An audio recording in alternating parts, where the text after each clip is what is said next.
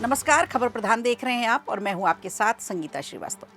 देखिए, पश्चिम बंगाल की सियासत में इन दिनों भूचाल आया हुआ है। केंद्रीय गृह मंत्री अमित शाह पश्चिम बंगाल के दौरे पर हैं और देर रात कोलकाता पहुंचे। लेकिन एक तरफ सियासी दलों ने एक दूसरे पर आरोप प्रत्यारोपों की धार तेज कर दी है, तो वहीं दूसरी तरफ मौसम ने भी अपने तेवर दिखाने शुरू कर दिए हैं। कोलकाता की आसमानी बारिश ने आज गृह मंत्री को आसमान में ही चक्कर लगवाए। एक ऐसी तस्वीर सामने निकल कर आई जिसने राजनीतिक हलचल बढ़ा दी। केंद्रीय गृह मंत्री अमित शाह की कोलकाता की जमीन पर कदम रखने के पहले ही उनकी फ्लाइट करीब 2 घंटे तक आसमान में ही अटकी रही। अब ऐसा क्यों हुआ, क्या वजह रही, इसकी आपको बताते हैं। देखिए, ऐसा बिल्कुल नहीं है जैसा आप सोच रहे हैं। जैसा कि पिछले बार चुनाव में सीएम योगी के साथ हुआ था कि ममता बनर्जी ने प्लेन ही नहीं उतरने दिया था। इस बार वजह बना है कोलकाता का खराब मौसम। तेज आंधी तूफान, मूसलाधार बारिश और आसमान में लगातार गिरती बिजली। दिल्ली से रात 10:46 पर उड़ान भरने के बाद उनका विमान तय समय के मुताबिक 11:46 पर कोलकाता के आसमान में पहुंच चुका था। लेकिन जैसे ही विमान पश्चिम बंगाल के हवाई क्षेत्र में दाखिल हुआ, मौसम ने अचानक करवट ले ली।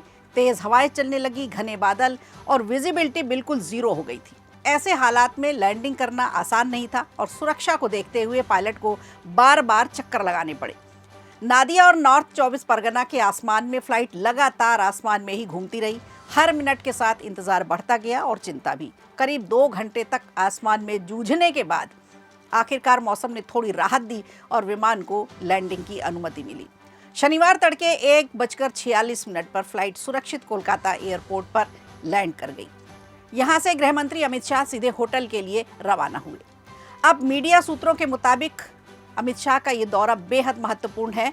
35 से 40 पन्नों की चार्जशीट का कवर पेज ही राजनीतिक संदेश दे रहा है। एक अशांत बंगाल की पृष्ठभूमि में मुख्यमंत्री की पीठ करती हुई एक तस्वीर, जिसे भाजपा सत्ता के अंत का प्रतीक बता रही है। इस चार्जशीट के जरिए 14 सूत्रीय प्रहार की रूपरेखा भी तैयार की गई है। इसमें ममता सरकार के कार्यकाल के दौरान 8 लाख करोड़ रुपए के कर्ज और 6,500 कंपनियों के पलायन को प्रमुखता से दिखाया गया है।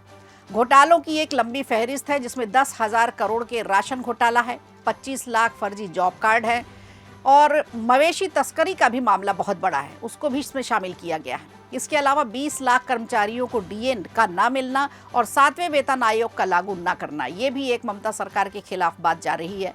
एनसीआरबी के आंकड़ों के हवाले से महिलाओं के खिलाफ बढ़ते अपराधों को भी इसमें उजागर किया गया है, इसके भी संकेत मिले हैं। लेकिन इस पूरी घटना ने सुरक्षा और मौसम की अनिश्चितता को लेकर कई सवाल खड़े कर दिए। दिलचस्प बात यह रही कि ये कोई पहली घटना नहीं है। एक दिन पहले ही पश्चिम बंगाल की मुख्यमंत्री ममता बनर्जी की फ्लाइट भी इसी तरह से खराब मौसम का शिकार हुई थी। उन्हें भी करीब 1 घंटे तक आसमान में ही इंतजार करना पड़ा था।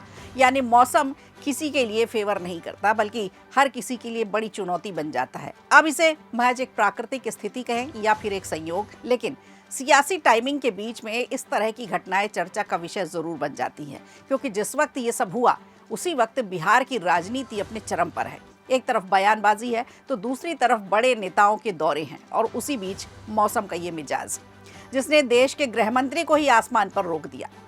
शनिवार का ये कार्यक्रम बेहद अहम माना जा रहा है। न्यू टाउन में वो टीएमसी सरकार के खिलाफ बड़ी चार्जशीट पेश करने वाले हैं। ऐसे में उनका कोलकाता पहुंचना बेहद जरूरी था और समय पर कार्यक्रम में शामिल होना उससे भी ज्यादा जरूरी।